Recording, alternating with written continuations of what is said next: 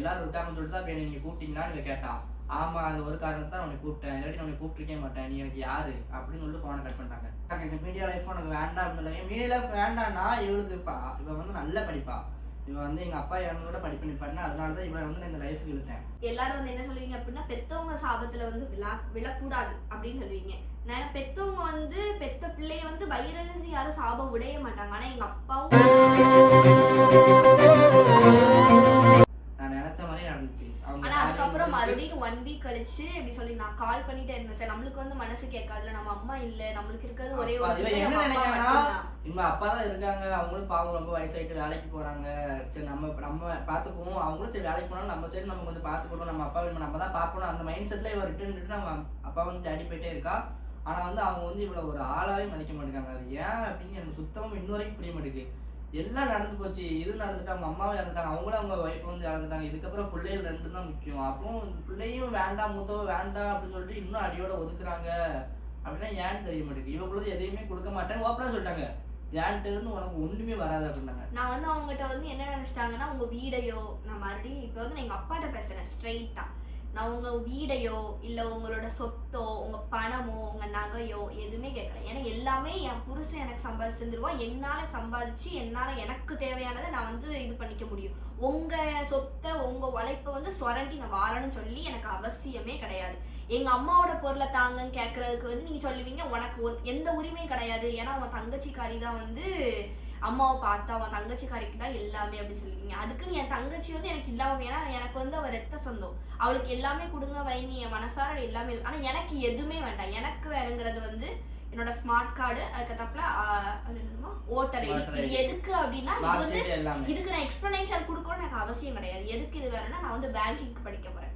நீ அவங்களே என்கிட்ட சொல்லிட்டாங்க, இவங்களுக்குள்ளதான் நான் தங்கமோ வைரமோ அவங்களுக்குள்ள சொத்தோ நான் எதுவுமே கேட்கவே இல்லை. இவ அடுத்த கட்டமா பேங்கிங் படிக்க போறா, கவர்மெண்ட் எக்ஸாம் எழுத போறா, இவளுக்குள்ள சர்டிபிகேட்டு இவளுக்குள்ள ப்ரூஃப் எல்லாமே அவங்கள்ட்ட தான் இருக்கு. அது ஒண்ணு இவங்க கொடுத்துட்டாங்க அப்படின்னா அவங்க யாரும் நாங்க என் புள்ள வேண்டாம் வேண்டாம்னு சொல்றாங்க. அப்ப புள்ள வேண்டாம்னா புள்ளக்குள்ளதை எதுக்கு வச்சுக்கணும், புள்ளக்குள்ளதை கையில கொடுங்க, நான் புள்ளக்குள்ள பேரன் அவங்க குடும்பத்துல இருந்து எடுக்கணும் தான் நம்ம ஸ்மார்ட் கார்டு நாங்க கேட்கோம். அவங்க பேரனை நீக்கிட்டு நான் ஸ்மார்ட் கார்டு தரேன், நாங்க அதுக்கு தான் ஸ்மார்ட் கார்டே கேட்போம். அதை புரிஞ்சுக்காம அதையும் தர மாட்டாங்க. இப்ப அந்த கதையில விடுங்க, அது வந்து நமக்கு அடுத்தடுத்து அப்ளை பண்றாங்க. இப்போ வந்து முக்கியமான சொல்ல வந்தது என்னன்னா, இவங்க அம்மா வந்து இப்போ இல்லை, அதுதான் நிறைய பேர் பார்க்குறவங்க நேரில் பார்த்து அம்மா எப்படி இருக்காங்க அப்பா எப்படி இருக்காங்க எல்லாரும் கேட்கீங்க. ஸோ அதனால நாங்கள் சொல்லணுமே நாங்கள் சொல்லிட்டோம். நாங்கள் அதை நினச்ச மாதிரியே 2 நாள் நல்லா இருந்தாங்க.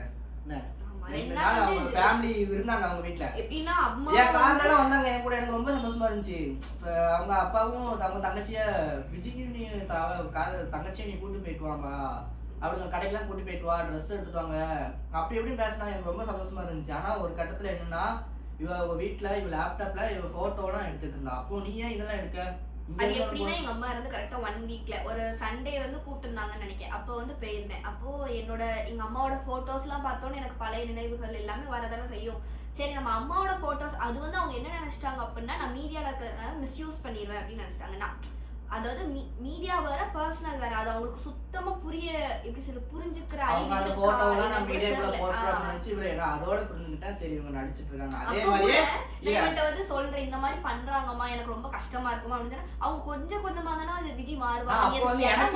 எனக்கு தெரியும். நான் அந்த டைம் வந்து அவங்க அப்பா நடிக்காம இவட ஃபர்ஸ்ட் டைம் சொல்லிட்டேன், அவன் நம்பல. சரி அடுத்த டைம் நம்ம ஏன் சொல்லணும்னு சொல்லிட்டு இவளுக்கு சப்போர்ட்டாக நான் பேசிட்டேன். சரி அப்படிதான் இருக்கும் வீடு அப்படின்னு. ஆனா எனக்கு புரிஞ்சுட்டாங்க. அதே மாதிரியே அவங்க ரிலேட்டிவ்ஸ் எல்லாரும் போனதுக்கப்புறம் எவ்வளோ அவாய்ட் பண்ணிட்டாங்க. ஃபோன் அடிச்சு பேசினாங்க, உன்னை நான் தெரியாதனமா கூப்பிட்டுட்டேன், உன்னை கூப்பிட்டது தப்பு பண்ணிட்டேன், எல்லாரும் இருக்காங்கன்னு சொல்லிட்டு தான் நீங்க கூப்பிட்டீங்களான்னு இவ கேட்டா. ஆமா, அது ஒரு காரணத்தை உன்னை கூப்பிட்டேன், இல்லாட்டி நான் உன்னை கூப்பிட்டுருக்கே மாட்டேன், நீ எனக்கு யாரு அப்படின்னு சொல்லிட்டு ஃபோனை கட் பண்ணிட்டாங்க.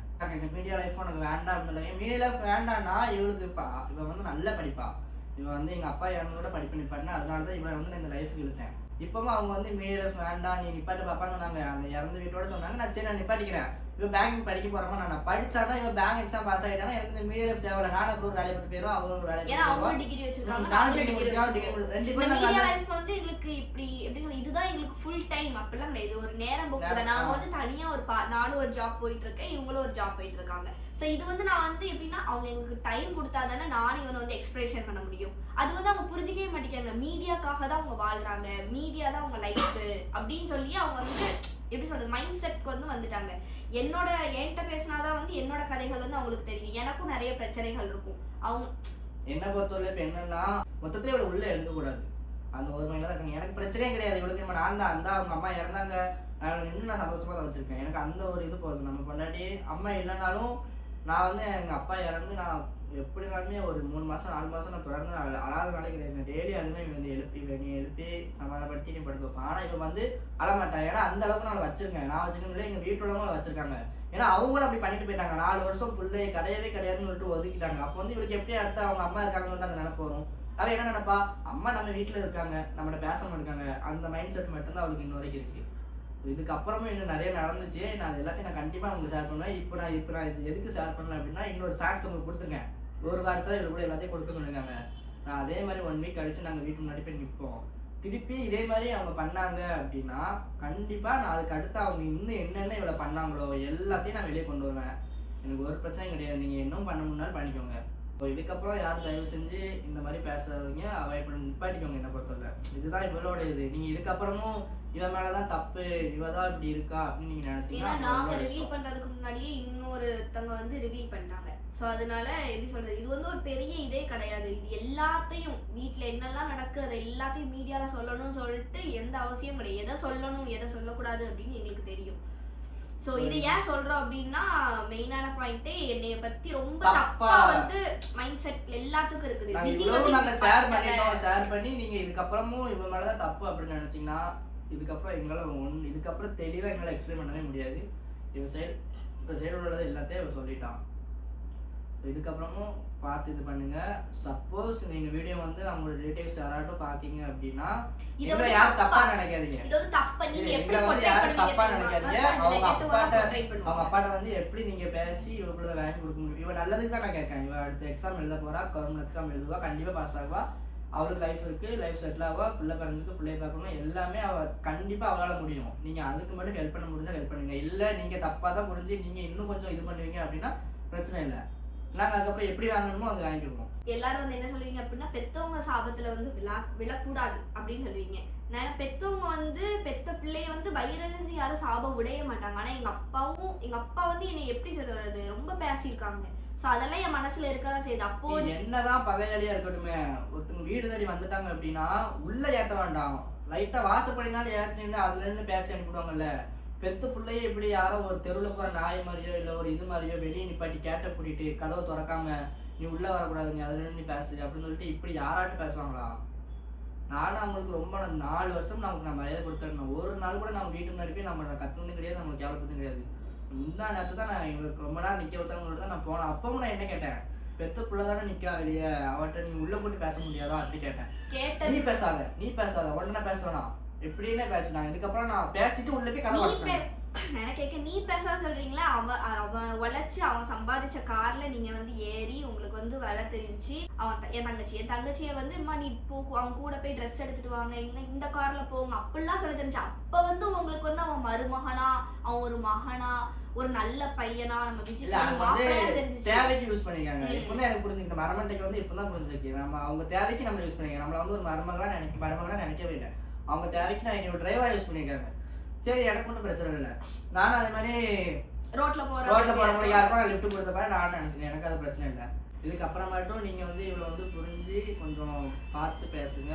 ஒன்னே ஒன்று நான் சொல்றேங்க, இவ வந்து இந்த ஹேர் கலரிங் பண்ணிருக்கா அப்படின்னு சொல்லி நீங்க ஸ்னேகா பிரக்யா அவங்க கூட சேர்ந்தனால நீங்க வந்து முடி அவங்க கூட சேர்ந்து நீங்க இப்படி பண்ணிட்டு இருக்கீங்க. உண்மைக்கு அது கிடையவே கிடையாது. இல்லை, நான் சொல்லிடுறேன். நான் அவங்க கூட வந்து சேர்ந்ததுக்கு அப்புறம் தான் நான் ஹேர் கட் பண்ணுவேன். நான் அவங்க கூட சேர்றதுக்கு முன்னாடி தான் நான் சொல்லிட்டேன் ஹேர் கட் பண்ணுவேன். என்ன இவங்க கூட சேர்ந்ததுக்கு அப்புறம் எனக்கு டைமிங் கிடைச்சிச்சு, இவளுக்கு டைமிங் கிடைச்சி இப்போ ஹேர் கட் பண்ணி வந்தேன், அவ்வளோதான். அவங்க வந்து நீ ஹேர் கட் பண்ணி நம்ம இப்படி தான் இருக்கணும் அப்படின்னு அந்த மாதிரி சொல்கிற கேரக்டர் அவங்க கிடையவே கிடையாது. அவங்க 2 பேருமே நல்ல கேரக்டர் தான். இது எங்களோட விருப்பம், அது அவங்க விருப்பத்துக்கு அவங்க ஹேர் கட் பண்ணிருக்காங்க.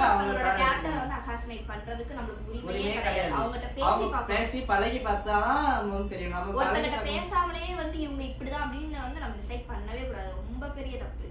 அதனால தயவு செஞ்சு அப்படி யாரும் தப்பா பேசாதீங்க, அவங்களே பேசாதீங்க. இது எதோ விருப்பம், என்னோட விருப்பம், எனக்காண்டி மட்டுமே பண்ணிக்கா. நீங்க நாங்கள் எல்லா கமெண்ட்ஸ்லேயும் பார்த்தேன், எல்லாருமே நல்லா இருக்கா, முதல்ல மாதிரி ஹோம்லிக்கெல்லாம் இருக்குன்னு சொல்லியிருக்கீங்க. இப்போ உங்கள் விருப்பத்துக்காண்டி நான் இவளுக்கு நான் கலரை மாற்றி நான் ஃபஸ்ட்டாக எப்படி இருந்தாலும் அதே மாதிரி நான் பண்ண வைப்பேன். ஸோ இதுக்கப்புறமும் நீங்கள் அவங்க கூட சேர்ந்து இப்படி பண்ணுறீங்க அப்படி இப்படின்னு தயவு செஞ்சு நினைக்காதீங்க. நீங்களாக இருந்தாலுமே நீங்கள் அவங்க கூட சேர்ந்து ஒரு 1 வீக் நீங்கள் பழகி பேசியிருந்தீங்கன்னா கண்டிப்பாக அவங்களே உங்களுக்கு பிடிக்க தான் செய்யும். ஏன்னா அவங்க வந்து அந்த மாதிரி கேரக்டர் தான் 2 பேருமே. வெளியே வந்து அப்படி நியூஸ் பரவுறதுனால நீங்கள் இதுதான் உண்மை அப்படின்னு சொல்லி நீங்கள் நினைக்கிங்க. ஸோ அந்த மைண்ட் செட்டை மட்டும் நீங்கள் மாற்றிக்கோங்க. இந்த வீடியோவில் நான் இது வந்து தனியாக ஒரு வீடியோ போடணும். நான் சரி எதுக்கு அதெல்லாம் வேணுங்கிறது தான் நான் இந்த வீடியோட இது பண்ணிட்டேன். ஸோ இதோட இந்த வீடியோ வந்து முடிச்சிக்கலாம். நெக்ஸ்ட் என்ன அப்டேட் அப்படின்னு சொல்லிட்டு நான் இன்னும் ஒரு 3 days தான் இருக்குது. நான் 3 days உங்களுக்கு நான் அப்டேட் பண்ணுறேன். Bye by.